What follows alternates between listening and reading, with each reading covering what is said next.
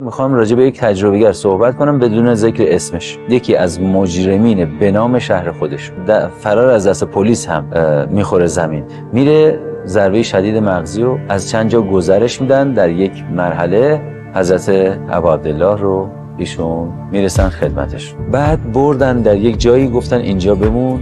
گفت اونجا میت بود. چی میت بود؟ گفت همه چیز. خاک میت بود، هوا میت بود، آسمان میت بود.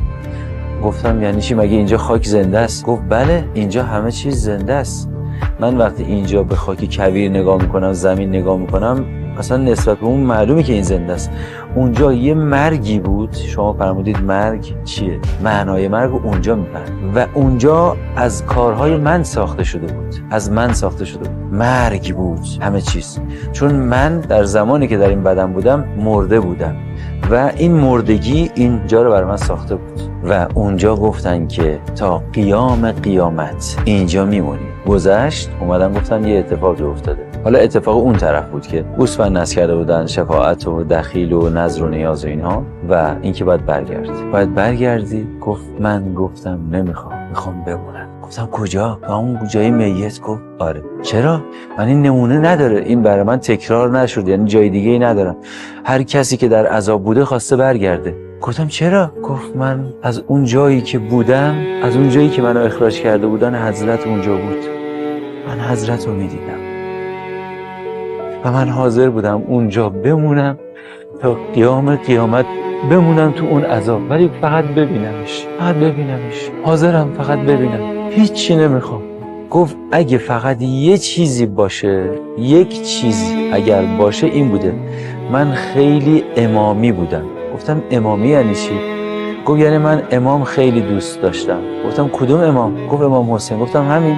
خب این دوست داشتنه چی کار میکردی بابتش؟ مثلا خودت که میگی جزو مجرمین مشهور شهر بودن، همین دوست داشتن؟ گفت نه، آخه میدونی من 365 روز سال، من یک دهه نه چاقو و خلاف، حتی سیگارم کنار میذاشتم. یک دهه چنبه میزدم، سینه میزدم، چای میدادم تا آخر دهه که تموم میشد. روز بعد از دهه چاقو رو برمیداشتم، یه خط مینداختم به یکی که بدونم سال من شروع شده. 355 روز اینجوری بودم. رفته بود توی صنفی که کار میکرد، تو اون صنفی که تو شهر خودشون بود، جز چند نفر برتر شده بود از نظر دارایی، اما میگفت از راه حرام. اینا رو رفته بود به حدود 1/20 تا 1/21 قیمت اموال رو همه رو برگردونده بود به کسانی که فکر می‌کرد صاحبان حقن. مغازه رو بسته بود، دیگه مغازه نداشت. یک ماله برداشته بود و یک استانبولی رفته بود شده بود کارگر بنا و این برام دیگه دعوا نمی‌کرد با کسی، مهربان شده بود. طوری که من زنگ می‌زدم کجایی؟ گفت اینجای روستای دیوار خونه‌ای که خراب شده، اومدن خونه‌شو براش درست کنم. زنگ می‌زدم کجایی؟ سرای سالمندان.